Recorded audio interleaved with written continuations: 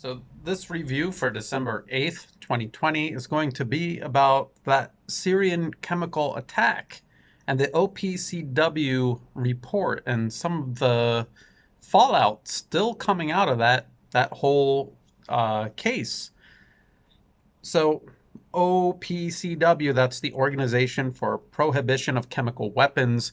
They were the organization that went and investigated all of these alleged chemical attacks that were supposedly taking place in Syria that the US was accusing the Syrian government of carrying out.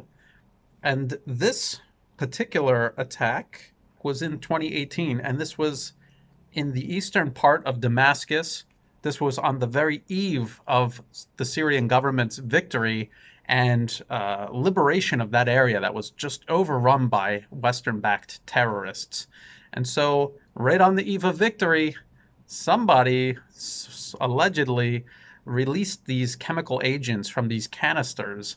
Now, the opposition and the United States blamed the Syrian government and said that they dropped those like bombs onto these buildings. They only dropped two of these canisters. Only two canisters were found, and that was what the whole story was about.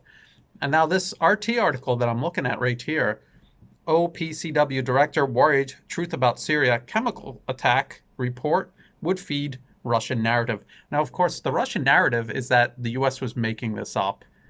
They were helping stage these attacks and using it as a pretext to start a war with Syria. Because I don't know, isn't that what the US did to start their war with Iraq in 2003? So it is Russia saying it, but just because Russia is saying something doesn't necessarily mean that it's not true. In this case, it's absolutely true. And even inside the OPCW, there were people trying to tell the truth about this and trying to get evidence out that would have made it look like exactly what it was. It was staged by the opposition. Absolutely. Now let's just go through so this is about that there were actually good people in this organization, but they were pressured and they were pushed out pretty much because they were trying to raise the alarm about how the organization was being used as a political tool and how it was no longer being objective. And you can see these pictures if you might recall these yellow canisters, these two yellow canisters. There was one that supposedly crashed through the roof into the building, and there was another one kind of lodged in a crater on the roof. And it was obviously staged. And even if you read the watered down, misleading report that the OPCW put out publicly about this incident, they noted even in that report that there were similar craters on buildings all over that area because there was a war going on and there were mortars crashing down on these buildings, and that's what was leaving these craters. And somebody just put these canisters through or next to these craters and said that the Syrian military dropped them onto these buildings. And in the report, they also showed canisters, almost identical canisters, in a workshop where the militants were making weapons. Now, there's another point that I want to make here, and that's about chemical warfare in general. And I just want to point this out to you because if you understand this point, you will understand how much more absurd this whole narrative was that the US put forward. Now, before I go into this, just think about it. This is what the Western media does. They know the general public has no idea how actual chemical warfare works. They don't understand it. They're not very well versed about its use throughout military history. And of course, more contemporary scenarios where it was used, people know very little about it. So this is an article. Okay, yeah, it's by me, but I'm citing sources here. You'll see in a minute what those sources are. The True Nature of Chemical Warfare: Lessons from the 1980s Iran-Iraq War. People don't realize this. Some people don't realize this, but a lot of chemical weapons were used during that conflict. And my source is actually the US Marine Corps. They had experts study this, and it was in a report titled Lessons Learned: The Iran-Iraq War. And under Appendix B, Chemical Weapons, This is what they have to say about chemical weapons. Now, listen carefully and keep this in mind. Chemical weapons require quite particular weather and geographic conditions for optimum effectiveness.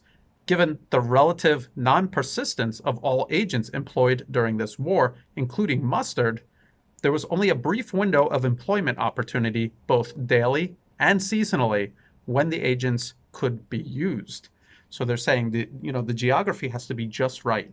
The weather has to be just right for these to even be somewhat effective. Let's read on. We are uncertain as to the relative effectiveness of nerve agents, since those which were employed are by nature much less persistent than mustard. In order to gain killing concentrations of these agents, pre-dawn attacks are best conducted in areas where the morning breezes are likely to blow away from friendly positions. And there's more.